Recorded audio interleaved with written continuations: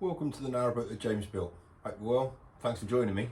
Well, I'm in the stern, and the reason that I'm here is because today I need to build a battery box. A battery box is pretty much what it says on the tin. It's a box to store the batteries.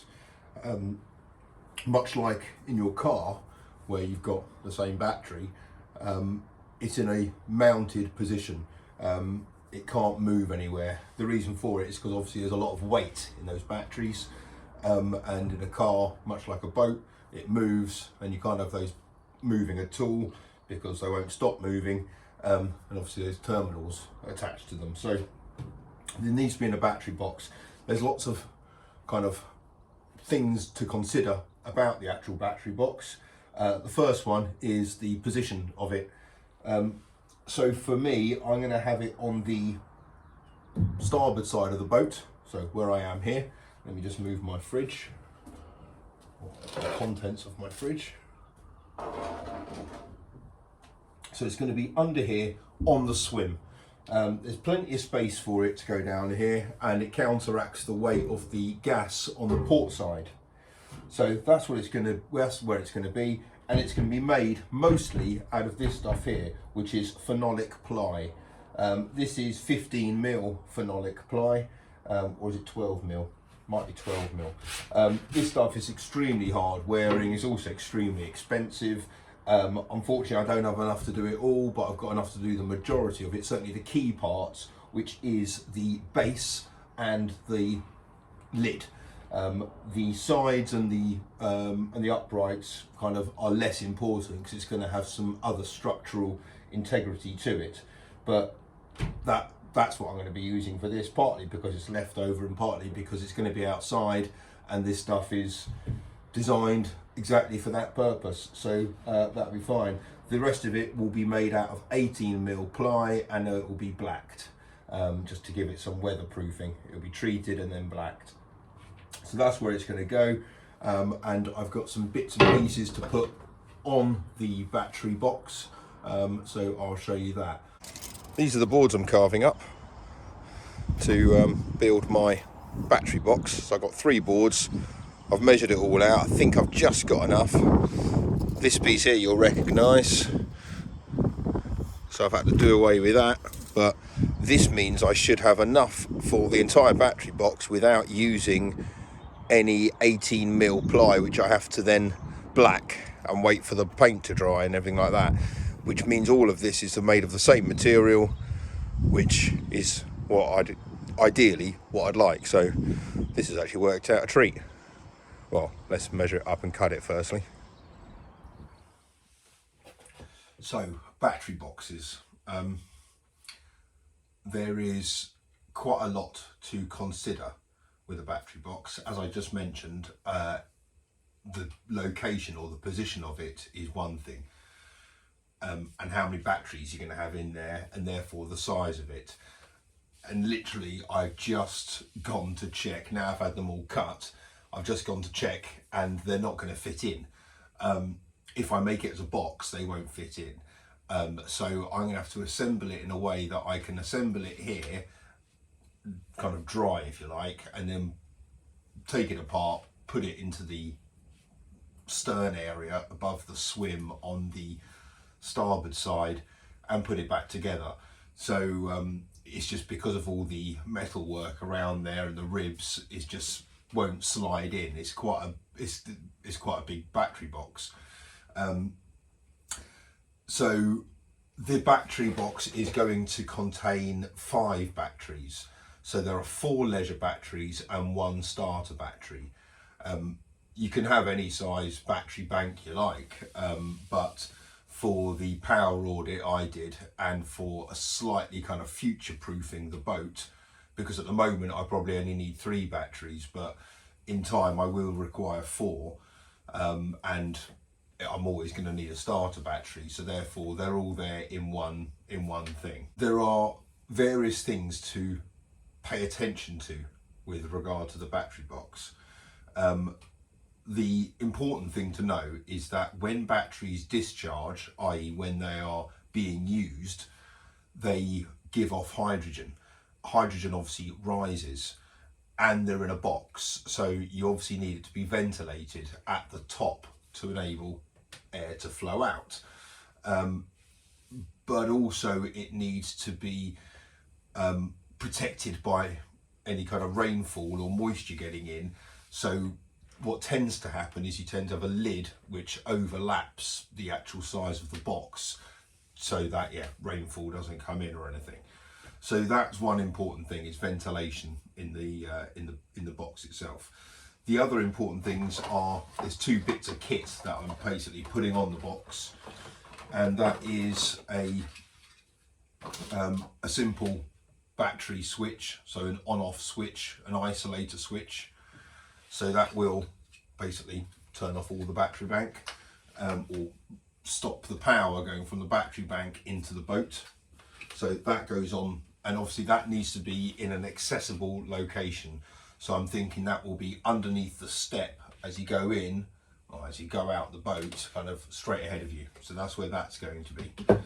The other thing that I'm going to put on there is a fuse, basically is a little fuse holder. This has got 4, you could have obviously different size ones.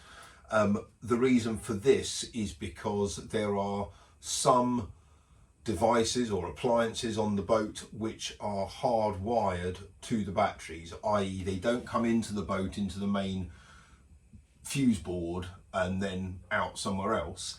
They go straight from the boat, sorry, straight from the batteries. Various things would include a bilge pump, security, nav lights, tunnel lights, headlamps, things like that, where you would want them, potentially you'd want them hardwired. At the moment I'm just going to run the bilge pump off this. The nav lights and the tunnel lights I've got set up, so they're going to be coming in off the main fuse board. But anyway, there's 4 on here, so again, bit of future proofing. So either in time, if I wanted to add more, if someone else wanted to add more, then that's there. So those are the 2 kind of bits of kit you need on the battery box. The actual timber I'm using, luckily I managed to get it just to the right size. This is phonolic ply. I've used it before on the steps outside. This stuff's been stored outside for months, years if not, and it's just perfect. It's got a really hard wearing kind of plastic coating on both sides. You'll see it looks all crap. The reason for that is because this had spray foam put on it. This was the old temporary floor in this boat when when I first bought it a few months ago. So like, it's all in kind of various bits of condition. You'll see these bits here have had the holes cut in already. So I've just gone through with the hole cutter. I think it was a 25. So these just basically along each side, and there's the other side as well. So that's that done. I'm not going to glue this, even though I've got the PVA out, because I was thinking of it before I realised that it's not going to fit in. So I'm using cabinet blocks, which to be honest I'm quite happy with, because once again, like the other drawers I've done, because these have all been machine cut, they're all at 90s, and they're all going onto very flat surfaces. So that alone will produce a decent 90 degree. So therefore these are just to kind of keep it all together. So I'm going to use them, that will be fine. And in terms of the size, obviously it fits a battery. Well, actually it fits 5. There is a bit of, I say wriggle room, that's completely the wrong word because you don't want them to move at all. There's a bit of tolerance in there. That is because of cabling. So there is going to be quite a lot of cabling inside the battery box, and obviously they're kind of chunky cables, not to mention the solar cables come in, plus there's other bits and pieces in there. So you know, you've got to have cables from this, you've got to have cables to go to this. So there will be some kind of cables being attached to the inside of these walls. So I didn't want them to be touching the side of the battery. I wanted a bit of an air gap there. And I'll just use some bits, some offcuts of 2B1 to kind of wedge them all in place once it's all been set up. So there, that's fine. And in terms of the height tolerance there, I think these batteries are 18 high.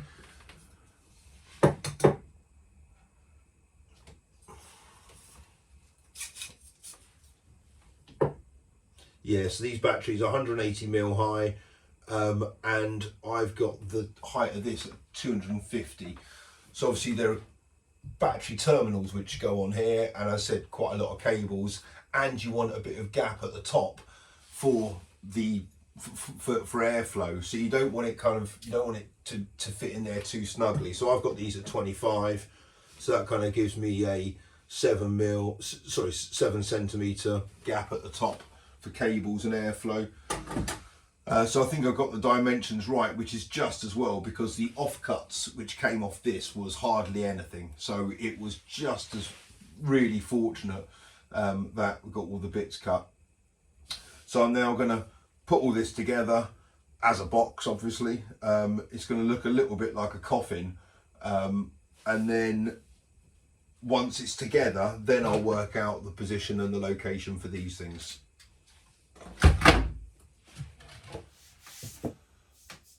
So I'm doing this with the grippy side down. So this is going to be the base where the batteries are going to sit on top of it. That's the lid.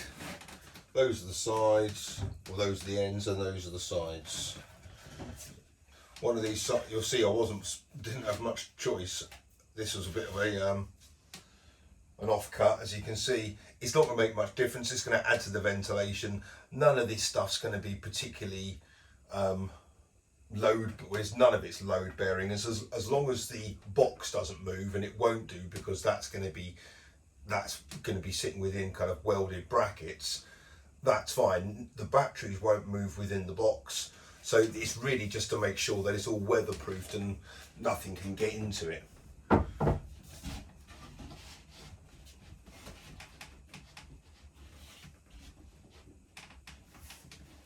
I think there might even be gaps in the corners, but because I'm using these cabinet blocks, it doesn't matter. It doesn't matter that the corners don't meet, because they're not going to be relying upon one another as long as they're the same height.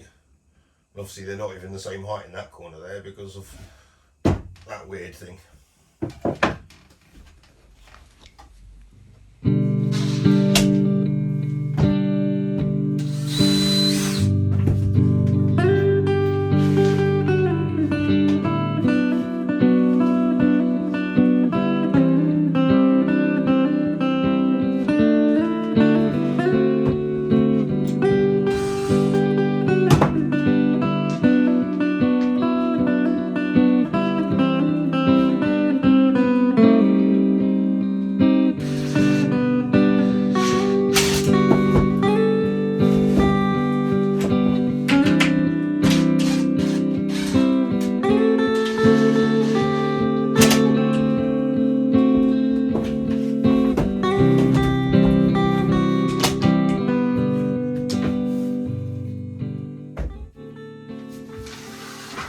So basically, it's all just going to go together like that. Just going to carry on doing that, really.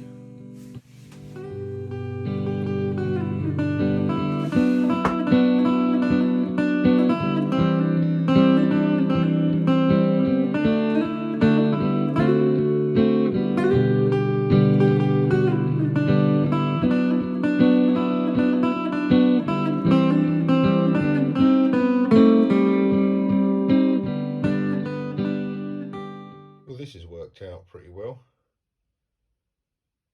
This is going to be the front side. This is going to be the bit nearest the boat, or nearest the back doors of the boat, should I say, because there's a natural cutaway there, and I'm thinking cables might need to come through there, but you'll see the cabinet blocks in there, down the sides, kind of millimetre perfect, and the battery fits in fine. There's room for 5 of them, with a little bit of room at the end to spare, about 50mm at the end. So there's room down the side here for cables to run. There's plenty of height above it, kind of ceiling height if you like. And then the lid, again, just uses those cabinet blocks on the outside.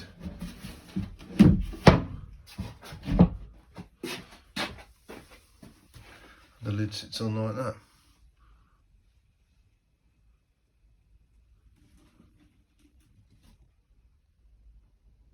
Nice and easy.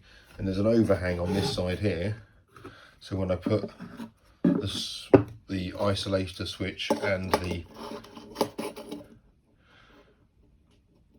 what's it called, fuse thing, then it's protected.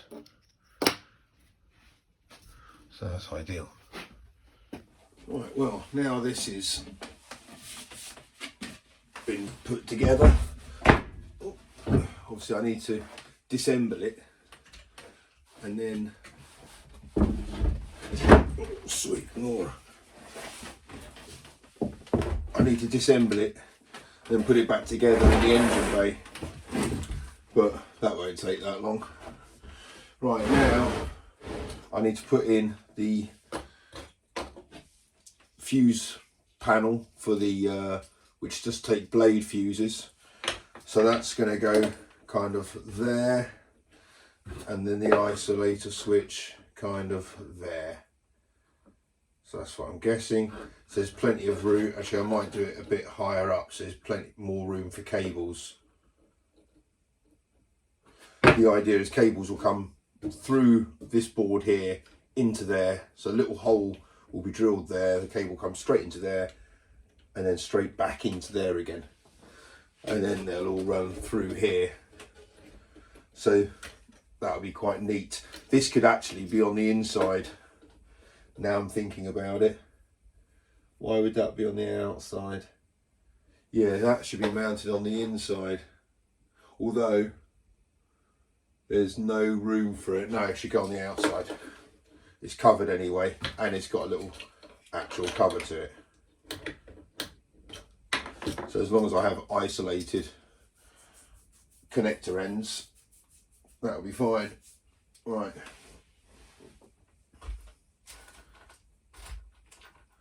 Unless anyone tells me some reason not to, in that case I'll change it. No big deal.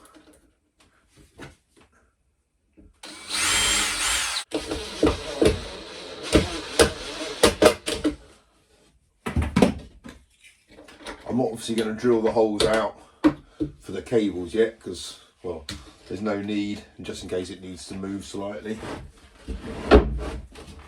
Same goes for the isolation switch. These are obviously bigger cables, but I'm not gonna drill them out either. So that should be somewhere like that.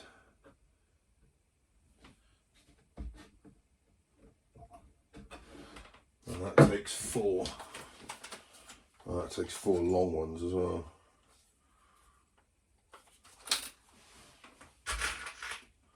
Longer than that. Arse.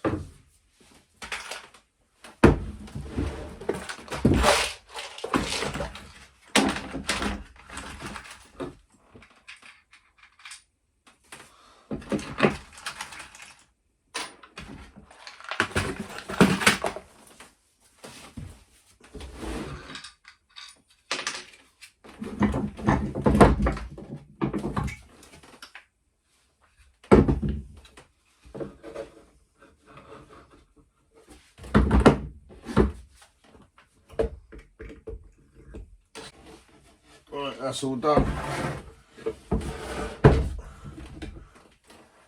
for the moment. What I need to do is file down these holes, just because it's a bit burred from where I went through with the hole saw, and then I need to just go over it with a bit of watered down PVA, just to give it a bit of protection.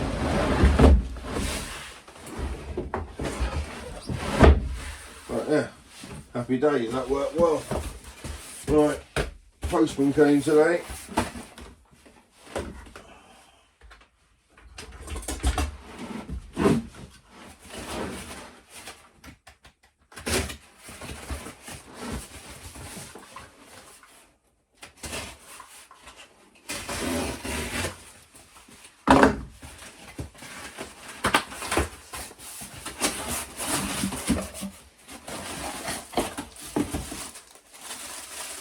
Sponges.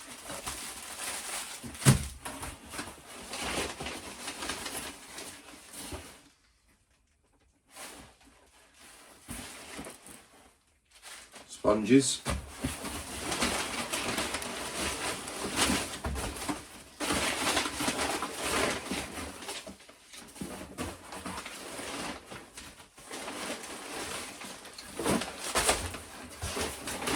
From Carol. Enjoy your gift, just a couple of extra bits that may come in handy. Really enjoying the vlogs. Take care, stay safe. Hope Narrowboat Hands is soon out of hospital. He is, so thank you, Carol. I'll send your best wishes to him.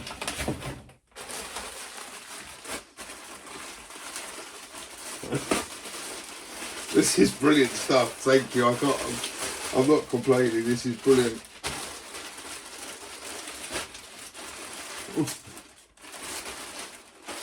Tea towels, definitely need all this. I haven't got any of this kind of stuff, so I mean, bless you, thank you.